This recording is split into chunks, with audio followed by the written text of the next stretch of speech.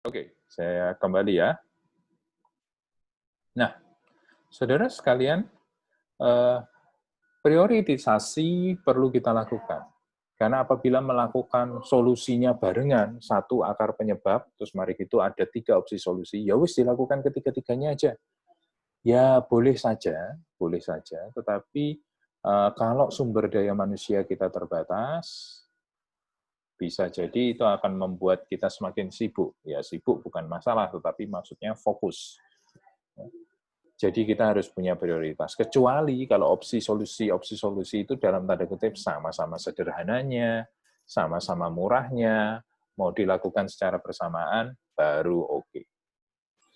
Nah, sudah opsi solusi, direncanakan, dilaksanakan. Harus ada satu mekanisme, tadi kita berhenti di sana, yang mampu menunjukkan bahwa pelaksanaan dari program kita itu membawa perubahan. Jangan sampai kita sudah melakukan ini dan itu, lah tapi NPO-nya tetap aja ada, tidak ada perubahan, dan sebagainya, dan sebagainya. Harus ada mekanisme itu yang membuat kita tahu bahwa ada sesuatu yang berubah ketika kita melaksanakan program yang telah kita tetapkan. Mekanisme itu memantau, mengukur, dan mengevaluasi. Pelaksanaan harus diobservasi, harus diukur, kemudian dievaluasi. CP berkelanjutan juga menjadi bagian daripada penerapan ini. Nanti saya akan menunjukkan contoh-contohnya, tetapi lebih awal dari itu kita ke pemantauan, pengukuran, dan evaluasi. Saudara sekalian, tiap solusi yang kita sudah kumpulkan dan mau diterapkan melalui mekanisme prioritisasi tadi, adalah sangat penting untuk membuat yang namanya time frame. Jadi membuat atau melaksanakan program ini untuk berapa lama ya? Siapa orangnya? Itu juga menjadi orang yang atau menjadi bagian yang penting yang harus kita lakukan. Disinilah pentingnya planning dan organisasi, bagian awal daripada siklus ini, harus ada yang menjagain, nge-guide, yang mengawal pelaksanaan program ini supaya dia berjalan dengan baik. Eman-eman kalau sudah sampai kepada yang namanya kuantifikasi NPO, udah tahu penyebabnya, tapi mari gitu, pelaksanaannya tidak jelas. Sayang, kita udah berjalan terlalu jauh. Pelaksanaan sebetulnya hanya tinggal menjadi bagian yang tidak besar, tetapi penting untuk dilakukan. Oleh karena itu, harus dibuat dalam tanda kutip serius. Kita mau melakukan apa? Kapan kita melakukannya? Siapa-siapa saja yang terlibat? Koordinatornya siapa? Gitu ya. Kita keroyok bersama. Nah, selain itu, kita juga harus mampu menetapkan indikator, parameter yang akan kita pantau, di mana kemudian itu juga bisa kita ukur dan memberikan feedback kepada kita. Umpan balik, menjadi bahan untuk kita nanti melakukan evaluasi. Kurang apa ya? Apa yang tidak maksimal ya? Dan sebagainya, dan sebagainya, dan sebagainya. Dan untuk juga membuat yang namanya pelaksanaan program ini bersemangat, artinya bersemangat itu kita bisa optimal di sana, kita juga harus punya yang namanya target. Sama seperti saudara, saudara punya target. Ya. Nah, target itu macam-macam, kaitannya dengan kuliah, itu mau nilai berapa, ya, kaitannya dengan saudara nanti mau membangun keluarga baru, ya, mau umur berapa menikah, dan sebagainya, dan sebagainya, dan sebagainya. Target, target, target. Di dalam pelaksanaan program, kita pun punya target, sebaiknya begitu. Ya. Kalau pelaksanaan target, saudara tentu tahu konsep SMART itu. Di GPB, saudara mestinya sudah diajarkan. Specific, measurable, achievable, reasonable, timely basis.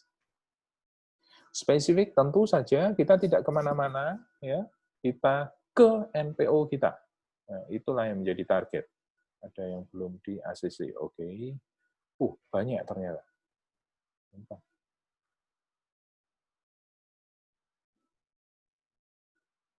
Yes.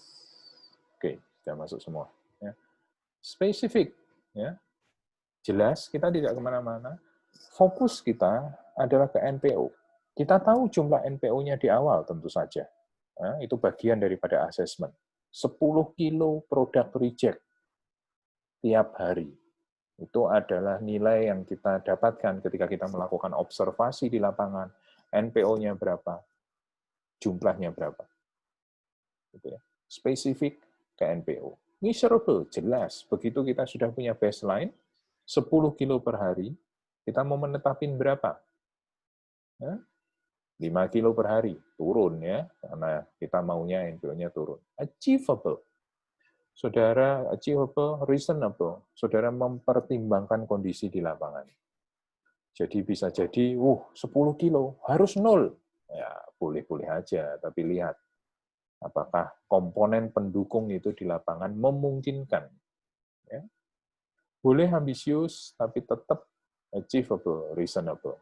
Atau kalau memang tidak harus 0, dalam 6 bulan ini, 1 tahun ini, 10 kilo turun jadi 6 kilo. Ya, jadi harus mempertimbangkan kita punya sumber daya apa. Dan waktu, karena T ini tadi. Saudara mau evaluasi siklusnya berapa? Biasanya per tahun, gitu ya. Kita mau lihat dalam 1 tahun ini gimana. Dalam 1 tahun ini kemudian ada apa? Progress meeting atau progress evaluation tiap 3 bulan atau 4 bulan dan sebagainya. Kita mau tahu yang namanya perubahan itu kemana. Nah, ini yang harus kita lakukan ketika kita mau melaksanakan. Parameter, indikator, ini saya rasa kalau kita sudah sampai sini, sudah melewati asesmen, maka ini mudah. Karena kita udah tahu wujudnya, kita udah tahu permasalahannya, sehingga kita tahu celah-celah daripada NPO itu. Berbicara balik lagi ke Olfrich, ya, kita tahu indikatornya bisa kita lakukan. Kulit kentang. Waktu itu siapa yang ngomong? Berapa kulit Krishna? Ya, kulit kentang per total jumlah kentang yang dibeli. Dan begitu. Nah, itu adalah indikatornya. Kulit kentang banyaknya berapa? Setelah kita menerapkan program perbaikan. Harapannya kulit kentangnya tentu menurun. Ya, karena sudah diperbaiki. Entah itu perbaikannya dalam hal melaksanakan, mentraining, membuat SOP dan mentraining tukang kupas supaya dagingnya tidak ikut. Atau beli mesin pengupas. Ya, itu bisa jadi kan? Atau kulit kentangnya dipakai untuk produk lain. Ya. Nah, jelas. Jadi begitu kita udah sampai mampu mengkuantifikasi NPO, ini mudah untuk kita lakukan. Memang betul ada beberapa bagian lain yang harus diperhatikan, termasuk sumber daya, ya. Tapi dalam hal penetapan indikator dan sebagainya sekali lagi menjadi lebih simpel ketika kita udah sampai menyelesaikan NPO dengan seksama. Nah, parameter atau indikator yang dibuat sebaiknya jelas, mudah diukur. Kulit kentang itu tadi dapat menunjukkan kondisi sebelum dan sesudah penerapan. Yes, itu sebabnya saya ngomong ke saudara, ini jadi lebih gampang karena nggak lari, nggak jauh dari NPO itu. Ya toh? Ya itu tadi, kulit kentang itu tadi. Bisa menunjukkan kondisi sebelum sesudah, ya wis bisa. Ya kan? Sebelum berapa program perbaikan itu diterapkan? Wah, banyak. Dari 10 kilo kentang, 2 kilonya jadi sampah kulit. Ya, saudara kemudian bisa melakukan yang namanya perbaikan, kita cek apakah tetap 2 kilo atau turun. Targetnya tentu turun dari 2 kilo. Meliputi komponen, ini dia.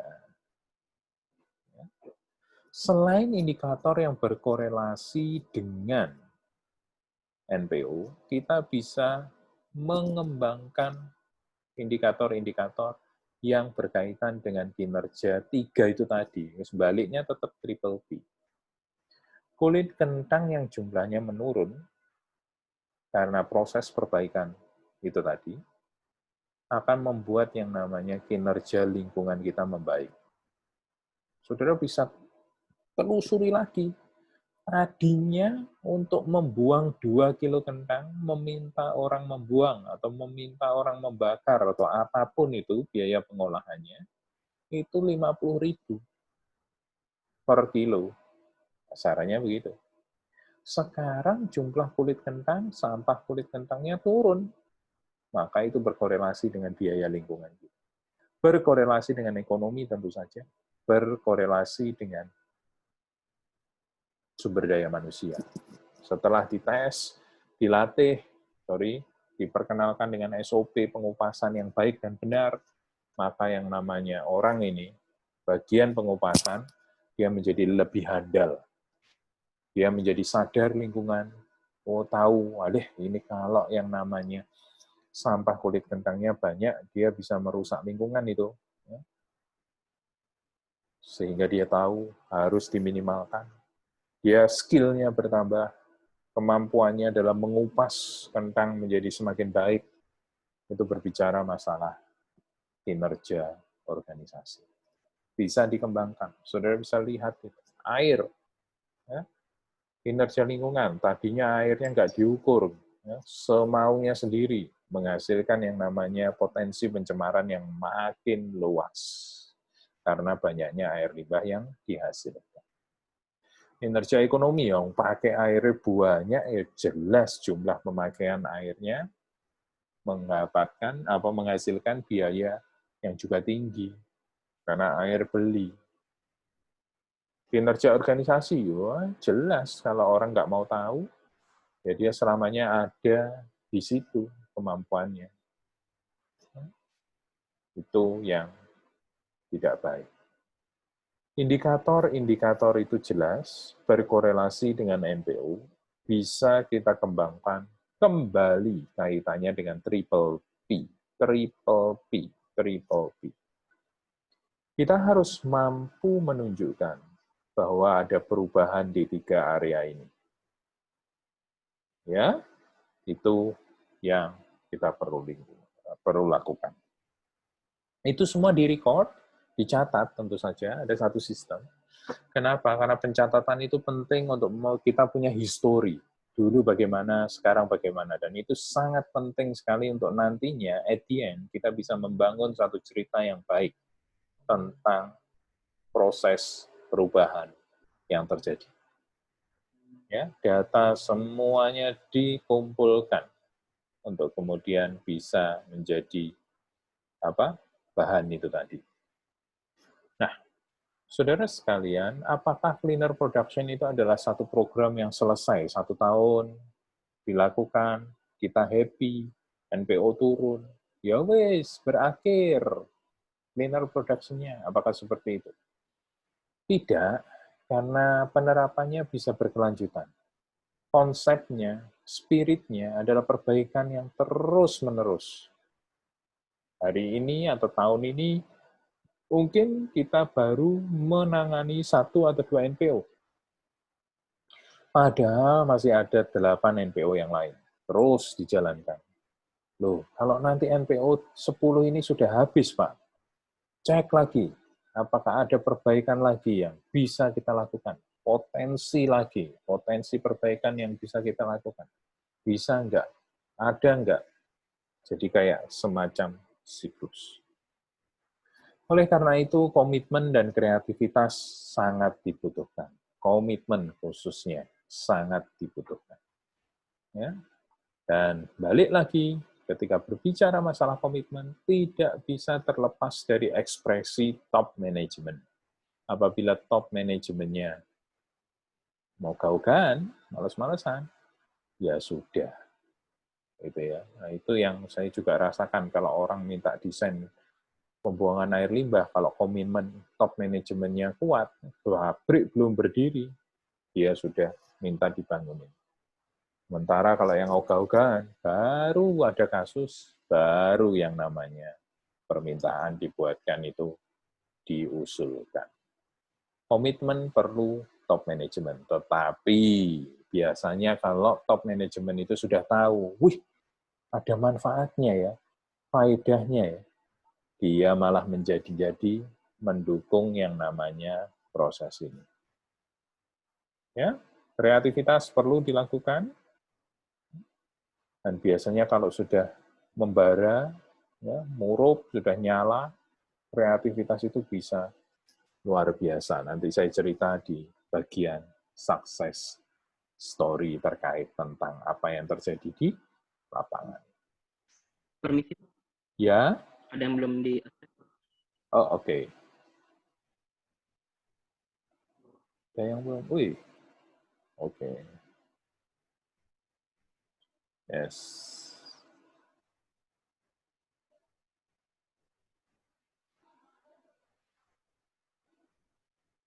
Ya, jadi kreativitas, komitmen perlu dilakukan. Komitmen ini yang mendahului, ya, kreativitas itu mengikuti. Nah, ini adalah perjalanan daripada cleaner production.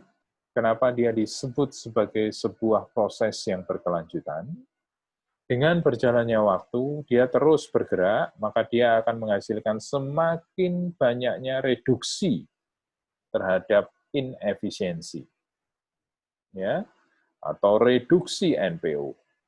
Semakin banyak NPO, semakin banyak ketidakefisienan yang berhasil dibenahi dengan berjalannya waktu.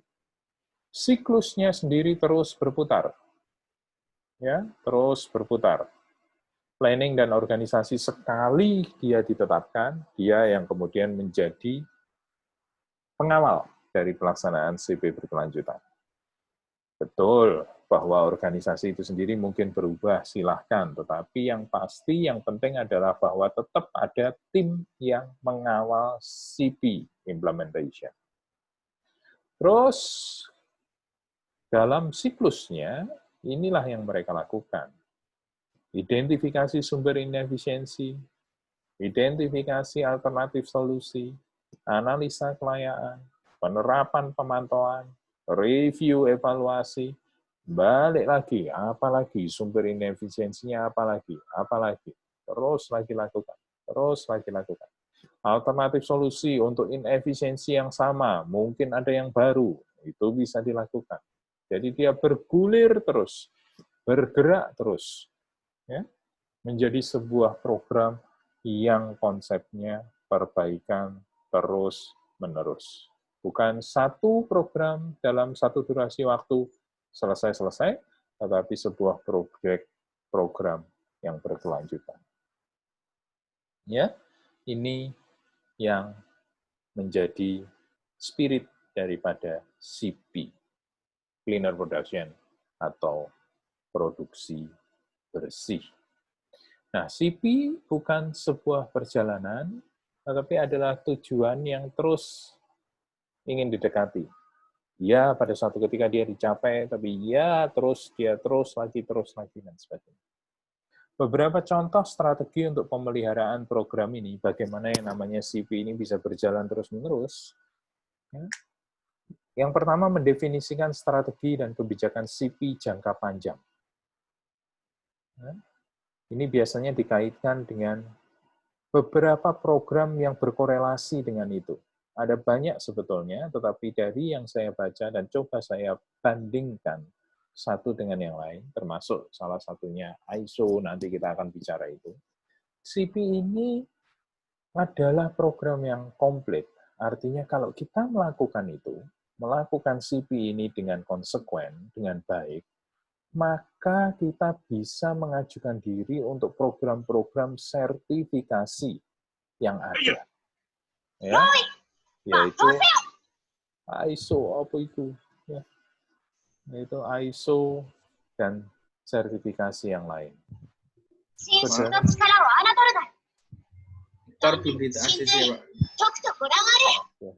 Ada yang nyetel film Jepang. Victor.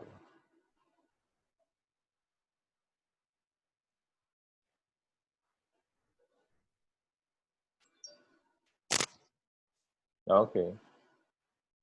Welcome, Victor. Ya Pak, makasih. Victor ada itu Boleh tahu yang berpulang?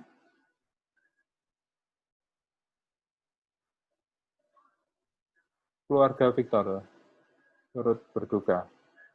Oke. God bless you. Saya lanjutin. Oke.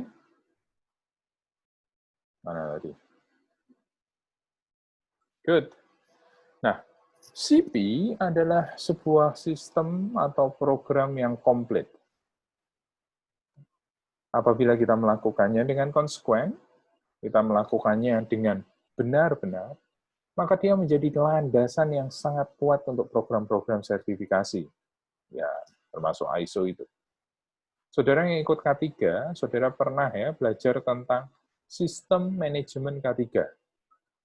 Saudara bayangkan sekarang apabila kita melakukan CP, kita ingat dari 3P yang tadi kita bicarakan, 1P-nya adalah untuk people. Di mana ketika kita berbicara people, itu berkaitan dengan K3. Persis seperti ketika kita ngomong Olfrits. Ya, saudara ada satu pertanyaan yang mengatakan apa poin-poin yang memiliki risiko terhadap K3 dari pekerja. Nah, kan gitu kan? Nah, apabila kita melakukan perbaikan itu, saudara sekalian, maka aspek K3 juga tercover. Aspek lingkungan tercover jelas. Sehingga apabila kita melakukan itu dengan konsekuen, maka kita bisa mengajukan untuk program sertifikasi. ISO 14.000, why not? ISO 18.000 untuk K3, kenapa tidak juga? ISO 9.000 sekalipun untuk manajemen mutu, kenapa tidak? Karena kita juga sedang berhubungan dengan itu, toh. Reject product, for example, yang adalah NPO. Reject product is NPO, definitely, adalah NPO, non-product output. Tidak ada satu perusahaan pun yang bertujuan untuk membuat reject product. Karena aneh, kan gitu kan. Maunya, ya produk yang sesuai dengan QC, QA, quality control, quality assurance-nya. Kan begitu. Tidak ada, nggak apa-apa, Pak. Itu memang saya, perusahaan memang merencanakan 10% produknya reject. Rodok aneh, ya, kalau ada perusahaan yang seperti itu. Maunya ya pastinya 100% layak, 100% lolos QC. Produk yang diharapkan. Ingat itu, definisi produk yang diharapkan. Nah, kalau kita mendefinisikan produk yang kita harapkan dan menyusun upaya untuk mencapai itu, yaitu sudah spiritnya ISO 9000. Nah, saudara bisa lihat sekarang, kenapa kok kemudian bisa dikaitkan dengan program sertifikasi. Karena memang yang namanya cleaner production adalah sebuah program yang menyentuh itu semua. Dilakukan secara konsekuen, dan itu memberikan yang namanya perubahan. Ya. Nah, untuk membuat yang namanya program ini fun atau menjadi menarik, bisa juga dibuat dengan konsep ini, management by Olympic system. Ya, ini kayak lomba gitulah ya. Lomba antar departemen. Lomba antar departemen. Dan banyak sekarang terkait dengan itu. Departemen ini, departemen itu, dan sebagainya. Tapi ini dikaitkan dengan CP, dikaitkan dengan program produksi bersih. Ya, itu bisa dilakukan. Nah, nanti mungkin sebentar ada gambar-gambar yang saya ingin tunjukkan ke saudara. Yang pasti, tim ini, program ini, bisa untuk proyeksi jangka panjang. Di beberapa perusahaan, mereka membuat atau menjadikan tim ini menjadi tim zero emission seperti di Ciwi Kimia. Yang tujuannya apa? Ya di area ini. Di area ini. Di Campina mereka juga punya tim yang sama, tim efisiensi. Spiritnya cleaner production juga. Di Semen Gresik, Semen Indonesia sekarang, mereka punya tim sendiri di bawah EHS, Environmental Health and Safety. Tapi basic-nya, backbone-nya, ya penerapan si cleaner production ini, saudara sekalian. Nah, ini adalah beberapa contoh bagaimana itu diterapkan di lapangan pada tahun 2012. Ya. Ini 2012 di Adi Prima Suraprintah. Kalau saudara pernah dengar pabrik ini pabrik kertas. Dulu penyuplai utama Jawa Pos, tapi sekarang untuk umum karena koran sekarang sudah semakin gitu ya, sudah semakin tidak laku kasarannya begitu. Nah, mereka melakukan apa yang tadi saya sebut MBOS, Management by Olympic System. Jadi setiap departemen mereka lomba untuk meningkatkan efisiensinya. Jadi apa yang dilakukan di tiap departemen, mereka mengidentifikasi NPO di lingkungan mereka. Ya, siklusnya sama dengan ini tadi, hanya di tiap departemen. Di tiap departemen. Lalu kemudian mereka melaksanakan program ya dan dilombakan. Tiap tahun ada juri yang akan menilai dari masing-masing departemen ini, saudara sekalian, yang ya nanti ada juaranya seperti itu. Mereka membuat yang namanya slogan-slogan seperti itu. Ora usah muluk-muluk gitu ya. Entenono, Adi Prima bakal buat tok, ngurangi cost chemical 10%, bahan baku 2%, ini target. Ya, so as you can see di sebelumnya. Ya. Gak rugi no R&D ya, ini mereka punya yang namanya slogan-slogan seperti itu. Terus, ini di Departemen Utility Wastewater Treatment, siap menurunkan pemakaian fresh water sebanyak 311.000 meter kubik per tahun, atau senilai dengan 179 juta. Pertanyaannya, sebelum-sebelumnya, airnya kemana? Kan begitu kan? 179 juta ini berarti dibuang dalam tanda kutip. Ini ada potensi saving. Benar. Mereka mengidentifikasinya lewat NPO. Mereka tahu, oh ada kebocoran keran. Terus, oh yang namanya air hasil olahan limbah bisa mereka pakai untuk kebutuhan yang sesuai, seperti siram-siram tanaman, cuci mesin, sehingga mereka menurunkan konsumsi fresh water. Ini dulu, nggak kebayang, nggak terpikirkan. Karena saya ingin kasih tahu ke saudara kalau di industri, apalagi industri itu adalah industri yang dalam tanda kutip konvensional, prinsipnya ya business as usual. Tidak ada ruang untuk improvisasi. Ya. Padahal area untuk improvisasi itu bisa memberikan yang namanya keuntungan tambahan. Nah, bukankah yang namanya bisnis itu mau keuntungan tambahan? Kok tidak mau improvisasi? Kan begitu. Sekarang semakin banyak perusahaan yang memiliki perhatian di area efisiensi. Saudara bisa, saya selalu ngomong bahwa chemical engineer saudara memiliki ruang atau area kerja yang beragam. Ya, kakak kelas saudara ada yang kerja di K3 toh, plumbing toh, ya, ngurusi pipa untuk air bersih, plumbingnya toh, ya di wastewater apa. Saudara bisa kerja di area ini, efisiensi. Ya. Ke teknik kimiaan saudara menjadi model yang kuat dibandingkan engineer lain. Karena saudara punya meskel, input-output. Konsep itu saudara ngelontok, saudara bisa terapin di konsep pencegahan polusi yang actually very simple, tetapi powerful.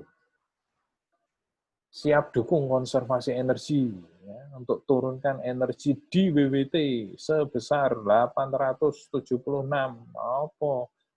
kilowatt per tahun, senilai 526 juta per tahun. Apakah ini adalah angka-angka yang bombastis dan tidak realistis? No. Ini realistis. Dan ketika saya pernah terlibat di dalam meeting top management, begitu mereka tahu bahwa kita melakukan saving yang seperti ini, antara heran, antara marah pada diri sendiri, itu kenapa selama ini uang ini tidak kelihatan, inilah yang disebut sebagai hidden cost, sekarang muncul di permukaan dan menjadi saving kita. Ya, ini bukan angka yang tidak realistis. Ini menunjukkan bahwa dulunya NPO mereka, well, banyak sekali. Ini yang lain lagi. Ya. Semangat hijrah, berani hijrah di sini dalam arti dari kebiasaan lama mereka ke yang baru untuk sukses. Mereka punya baseline-nya. Oke, tahun 2007 gimana? 2008 mau apa? Targetnya gimana? Dan sebagainya. Dan sebagainya. Jadi mereka berlomba antar departemen. Nah, jadi menarik sekali untuk itu bisa dilakukan. So, this is very challenging, tapi sungguh menarik. Project penerapan cleaner production di perusahaan. Ya. Ini tahun berapa ya? 2010-an, 2011, 12-an juga di area-area itu. Ya. Ini di Spindo. Kalau saudara tahu, Spindo itu singkatan dari Steel and Pipe Indonesia. Mereka memiliki berapa ya? 5 perusahaan, 4 di Jawa Timur, 1 di Cikarang sana, di Jawa Barat. Ini adalah tim yang saya kenal. Hari ini saya rasa hanya Pak Dodi aja yang tinggal, sementara yang lainnya sudah di-hire perusahaan lain untuk melakukan hal yang sama, yaitu cleaner production, dengan tentu saja gaji yang tinggi dan sebagainya. Sini Spindo Unit 1-2 ada di Sier, saudara sekalian. Saya terlibat pada awal-awalnya, top manajemen itu malah tidak mendukung. Karena sekali lagi perusahaan ini adalah perusahaan yang masuk kategori konvensional, family business.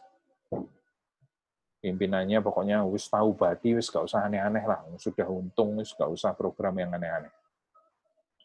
Tetapi pada satu seminar ada orang mereka, Pak Paulus, saya masih ingat betul karena masih menjadi partner sampai hari ini, itu kerja dulunya di Spindo ini, ya. Kemudian ngobrol sama saya, waktu itu saya membawakan materi ini. Dan mereka ngomong mau diterapkan di mereka. Tapi saya baru tahu ternyata Pak Paulus tidak mendapatkan izin dari bos besarnya. Tapi dia cukup kuat posisinya di sana. Dia berhasil mengumpulkan orang-orang yang mau ini, ya, untuk kemudian mereka betul-betul bergerak. Jadi waktu itu kita meetingnya gelap-gelapan gitu istilahnya mereka, ya. Kenapa? Karena Big Boss tidak tahu, tidak merestui. Sempat diomongkan, tetapi ya, istilahnya ditolak, kasarannya gak usah aneh-aneh, kerja sing seperti biasa gitu ya.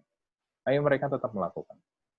Ini kita rapat di kantor yang ya bukan kantor utama, tapi di kayak kontainer begitu ya. Mereka sedang presentasi ke saya terkait perkembangan NPO flowchart dan sebagainya.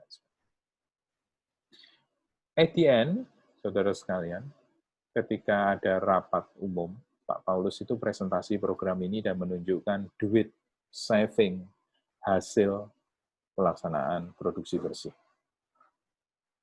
Dari yang tadinya tidak didukung, mereka menjadikan program itu menjadi program utama di seluruh cabang mereka. Unit 1, unit 2 itu di Sier, unit 3 itu di Driorejo, di Karangpilang sana, unit 4 di Pasuruan, unit 5 di Cikarang. Nanti saya tunjukkan kabar-kabarnya mungkin next week tentang kisah sukses mereka, bagaimana mereka berhasil menerapkan itu dan mendapatkan triple B. Nah, tapi unfortunately juga di satu sisi lain disayangkan ya, karena orang kalau semakin capable, semakin dibutuhkan oleh banyak orang. Itu jelas. Ya. Orang kalau sudah semakin pengalamannya luar biasa, dia dibutuhkan banyak orang. Ya wis, Paulus itu kemudian di-hijack oleh perusahaan yang lebih besar. Ini saya lupa beberapa namanya. Orang-orang ini mewakili plan-plan tertentu yang menjalankan produksi bersih. Mereka di-hire di perusahaan-perusahaan yang memberikan kepada mereka fasilitas lebih tinggi. Kenapa?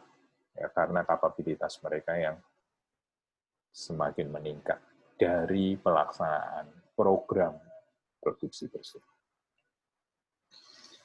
Ini contoh lain proses yang kita lakukan di Ciwi Kimia. Ya, ini adalah salah satu proyek yang pusing kepala. Kenapa? Ciwi Kimia itu besar, saudara sekalian. Kalau ini ya bisa dikatakan besar, tapi ini besar. Ya. Paper mesin aja mereka punya 11 waktu itu, sekarang 13, plus chemical plant yang memproduksi bahan kimia. Karena yang namanya Ciwi Kimia tadinya itu ya memang memproduksi bahan kimia. Jadi kemudian sekalian pabrik kertas ada di sana, malah pabrik kertasnya yang lebih dikenal. Ini kita rapat dengan tim Zero Emission, tim yang mengawal pelaksanaan proses produksi bersih.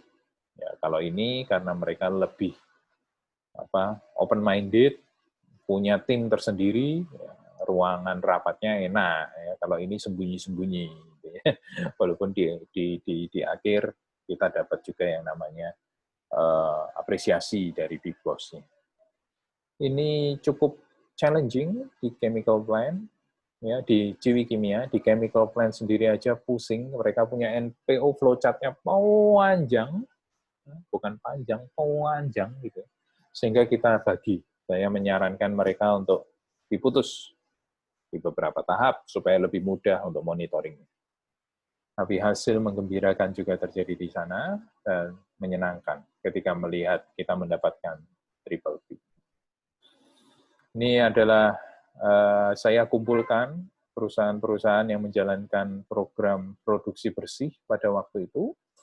Ada sekitar 15-20 lebih, ya, dan tujuan saya adalah untuk mereka bisa saling sharing, bukan hanya antar divisi di dalam pabrik, tetapi antar pabrik.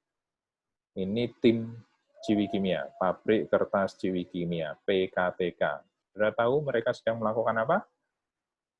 Sedang melakukan cause analysis, ya, walaupun panahnya masih rodok salah, ya.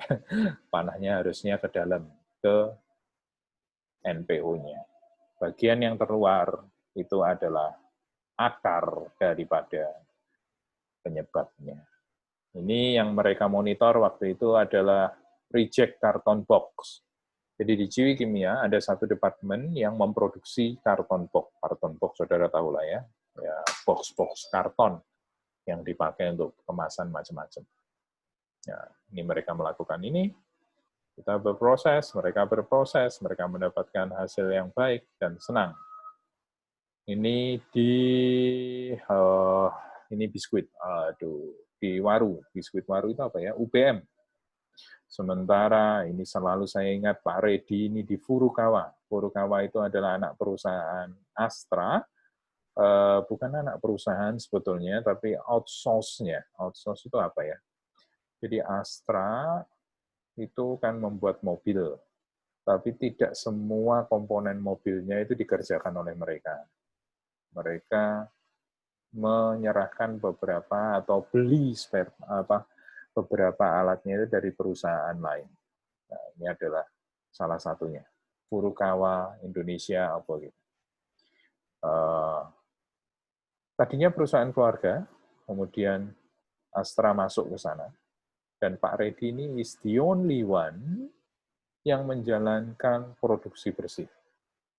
Tapi sekali lagi, begitu di akhir program, maksudnya setelah dia mendapatkan hasil, presentasi top manajemen, itu malah menjadi yang namanya divisi tersendiri.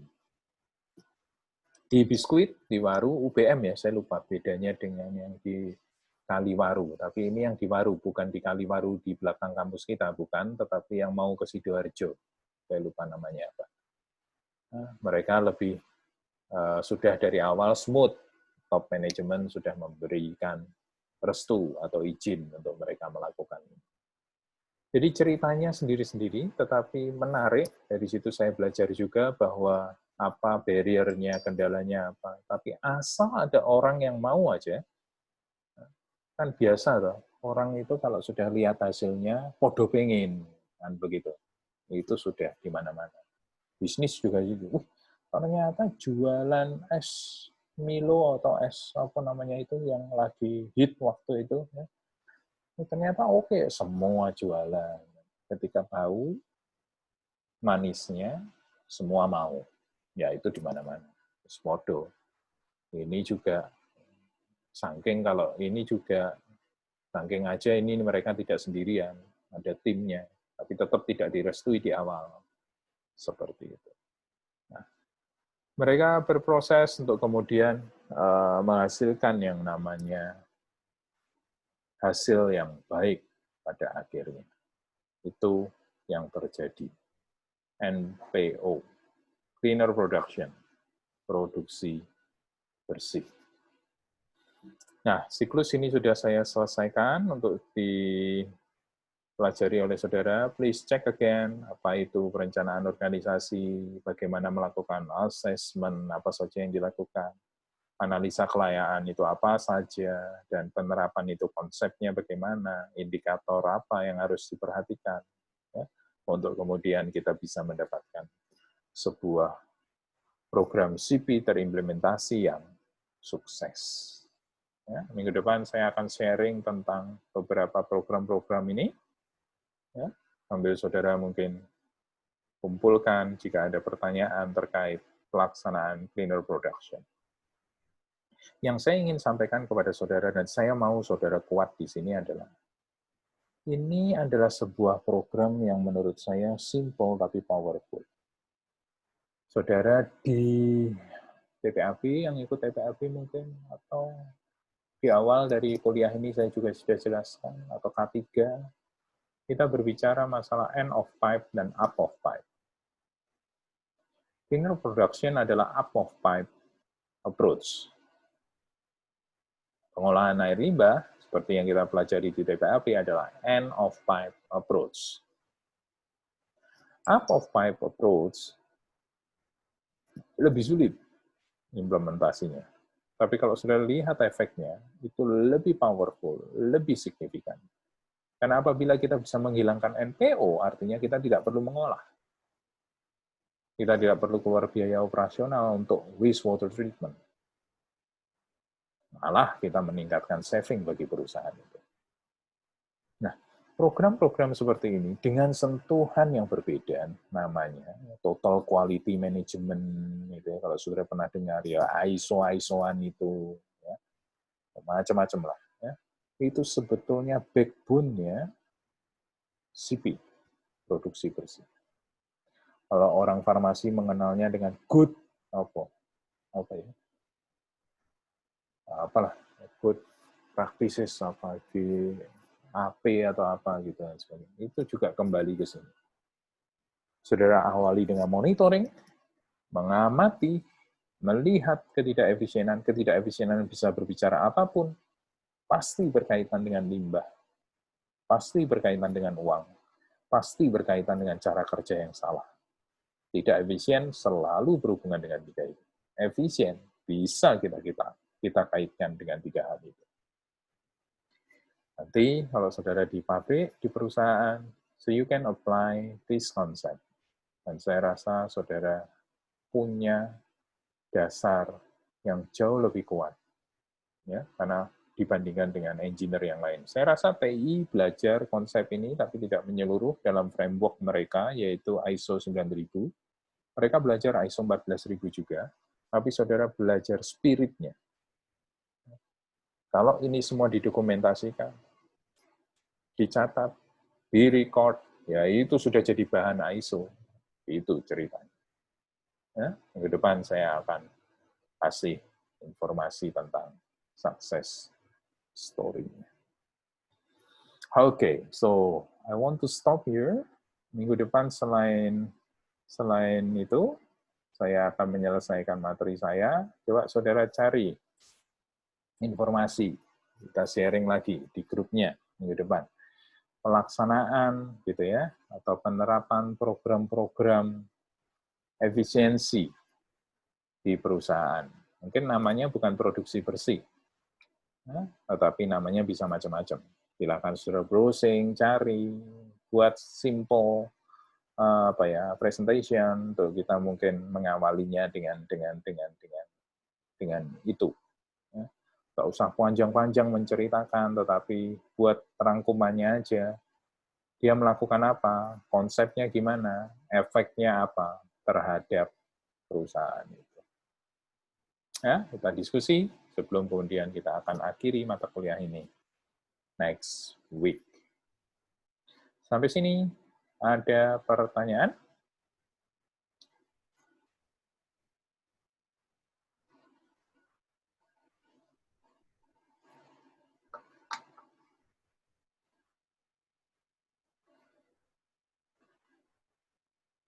Tidak ada?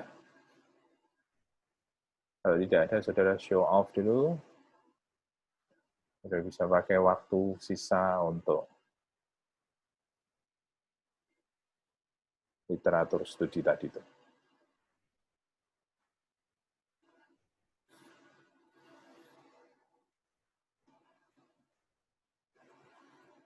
Kira tambah gendut-gendut tuh ya. Efek kamera aja. Corona, Pak. Efek corona ya, Nas. Iya, Pak.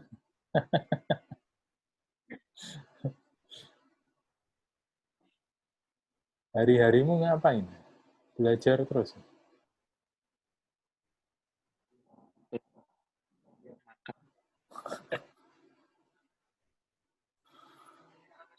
Di rumah terus?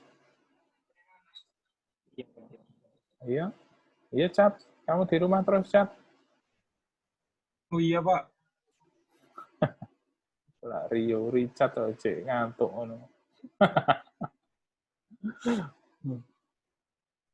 Oke. Bentar ya.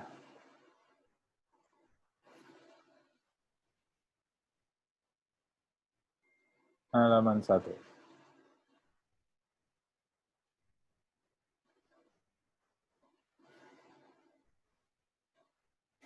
Krishna Mbak Natania agak ketemuan di Bali. Kalian di kota yang sama?